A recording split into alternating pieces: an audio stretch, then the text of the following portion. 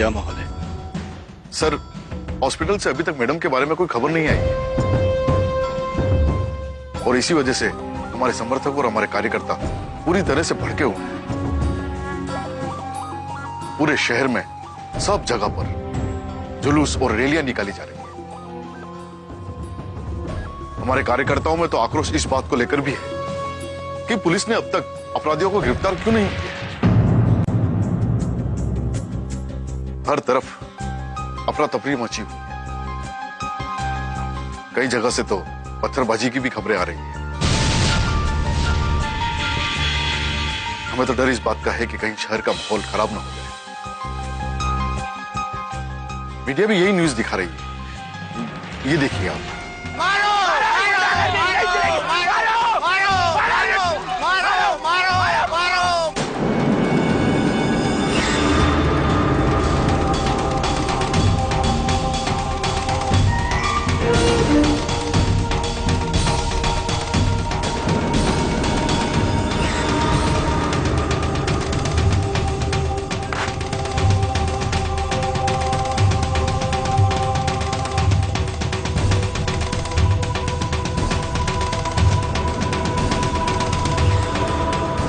Sir, आपको अपने समर्थकों को समझाकर रोकना होगा। रोकेंगे प्रदीप, रोकेंगे, लेकिन पहले उन्हें इस बात का एहसास तो हो जाने दो कि बलदेव सिंह की ताकत क्या है।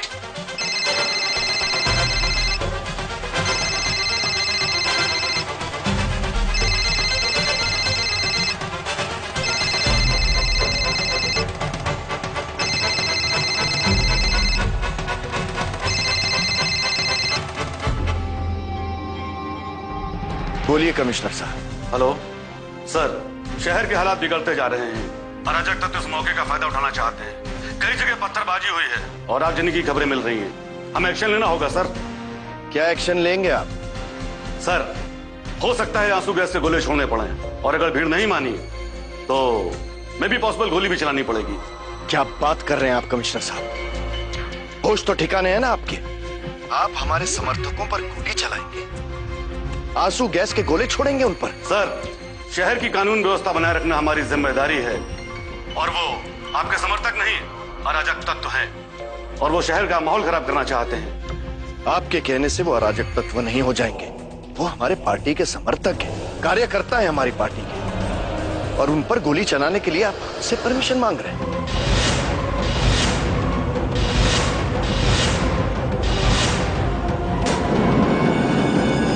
मेरी समझ में नहीं आ रहा है कि इस पार्टी को बचाए रखने के लिए मैं करूं तो क्या करूं। किसी भी हालत में मैं अपने आप पर उंगली नहीं उठने दूंगा, समझे?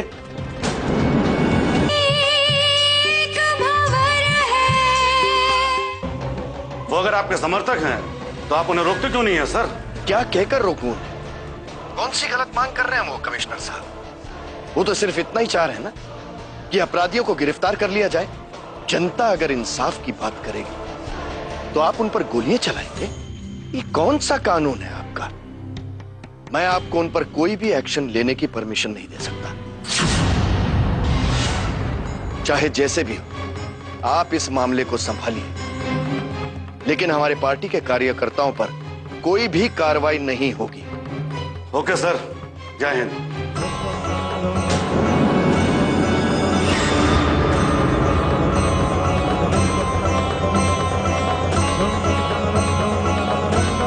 हमारे समर्थकों पर एक्शन?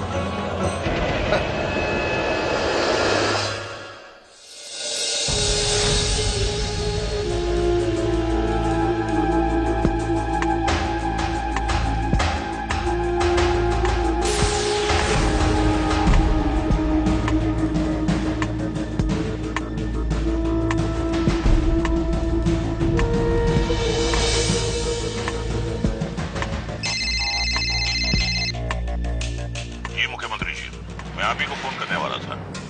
ये शहर का माहौल देख रहे हैं आप? हैं? पार्टी की अंदरूनी गुटबाजी की बात कर रहे थे ना आप? तो अब मैं आपसे सवाल करता हूं, हाँ, तो हमारे शहर में ये पत्थरबाजी और आगजनी जो हो रही है, किस बात का नतीजा है? मैं तो खुद आपसे पूछने वाला था कि हमारी पार्टी के समर्थक ये क्या कर रहे हैं। ये तो वही बात है कि जिस डाली पर बैठे हैं उसी डाली को काट रहे हैं। नहीं, ये हमारे पार्टी के समर्थक नहीं है, ये तो बलदेव के चेले चपाटे हैं जो उनके कहने पे ये सब कर रहे हैं। कल को अगर कुछ हुआ ना तो केंद्र सरकार और जनता मुझी से जवाब मांगेगी ना, और मेरे लिए इससे बड़ी बदनामी की बात और क्या होगी। आचार्य जी, आपको ऐसा नहीं लगता कि ये अपनी पार्टी के खिलाफ ऐसी घिनौनी हरकत कर रहे हैं बलदेव जी? इतना ही नहीं बल्कि अपने आप को पार्टी से ज्यादा ताकतवर दिखाने की कोशिश है ये।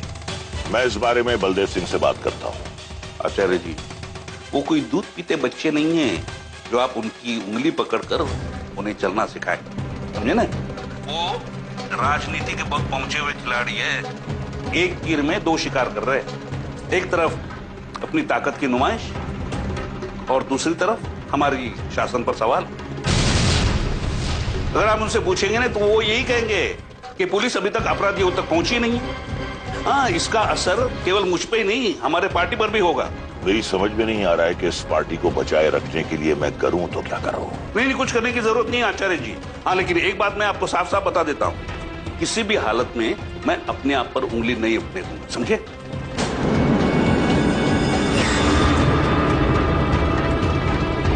मुझे तो लगता है हो सकता है ये माहौल खड़ा करने के लिए बलदेव सिंह जी ने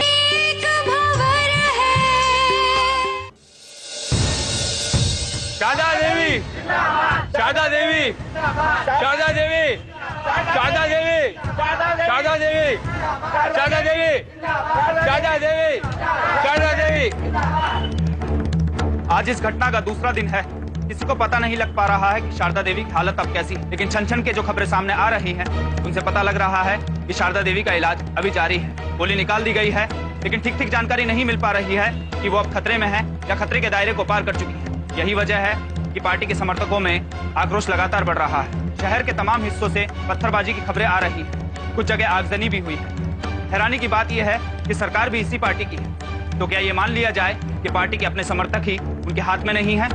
देखने वाली बात यह भी है कि पार्टी की ओर से समर्थकों को रोकने और शांत करने के लिए कोई विज्ञप्ति जारी नहीं की गई है। पार्टी की ओर से किसी नेता ने सामने आकर उन्हें रोकने के लिए कुछ भी नहीं कहा है। फिलहाल सबको इंतजार इस बात का है कि हॉस्पिटल की ओर से शारदा देवी को लेकर बुलेटिन कब तक जारी किया जाता है। मैं कैमरामैन हरीश के साथ आदित्य, पी न्यूज। नमस्कार डॉक्टर साहब। बैठी बैठी बैठी। मैडम की तबीयत अब कैसी है? मैडम खतरे से बाहर है, उनको होश आ चुका है, अब वो बिल्कुल ठीक है। धन्यवाद डॉक्टर, जो आपने शारदा देवी जी को बचा लिया और उन्हें बचाकर आपने इस शहर के माहौल को खराब होने से बचाया। देखिए प्रदीप जी, आपकी ओर से हमें जो हिदायत दी थी हमने उसका पूरा पालन किया और हमने कोई न्यूज बाहर नहीं जाने दी। हॉस्पिटल के फोन लगातार बज रहे हैं, प्रेस वाले, मीडिया वाले, सबको मेडिकल बुलेटिन का इंतजार है। हाँ ठीक है, हम भी आपसे यही कहने आए थे कि जब शारदा देवी जी अब बिल्कुल ठीक हैं तो हमें यह बात जनता से छुपाने की कोई जरूरत भी नहीं है। मंत्री जी ने भी कहा है कि अब आप एक मेडिकल बुलेटिन जारी कर सकते हैं, जनता को यह खबर दे सकते हैं कि शारदा देवी अब खतरे से बिल्कुल बाहर है। पुलिस कमिश्नर साहब का भी फोन आया था, वो भी मैडम की तबीयत के बारे में जानना चाह रहे थे। मैंने उन्हें बताया कि वो अब खतरे से बाहर है। ठीक है फिर प्रदीप जी, मैं अपने हेड ऑफ डिपार्टमेंट से मीडिया से बात करने के लिए कहता हूँ। धन्यवाद, तो हम चलते हैं।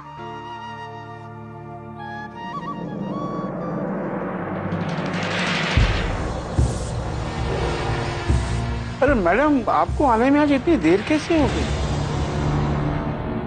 बलदेव सिंह के समर्थकों ने जगह जगह रास्ता जाम कर रखा है, कहां कहां से घूम कर आ रहे हैं। समझ नहीं आता बलदेव सिंह के समर्थक आखिर ऐसा क्यों कर रहे हैं। इस तरह हिंसा का सहारा लेकर शारदा देवी की तबीयत में कोई सुधार तो हो नहीं सकता।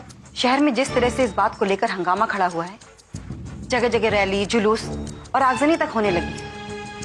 इसे देखकर यह मालूम चलता है कि बलदेव सिंह ने जानबूझकर यह माहौल खड़ा किया है, क्योंकि वो मौके का फायदा उठाना अच्छी तरह से जानता है।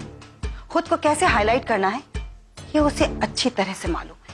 मुझे तो लगता है हो सकता है ये माहौल खड़ा करने के लिए बलदेव सिंह जी ने कहीं खुद ही तो शारदा देवी पर गोली नहीं चलवा दी।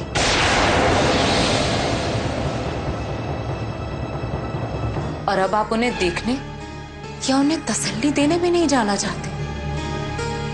फिर तो हम यही समझ लें कि वहां जाने का मकसद आपका कुछ और ही था। शायद आप कुछ और ही जानने गए थे। रागिनी, चिल्लाइए मत।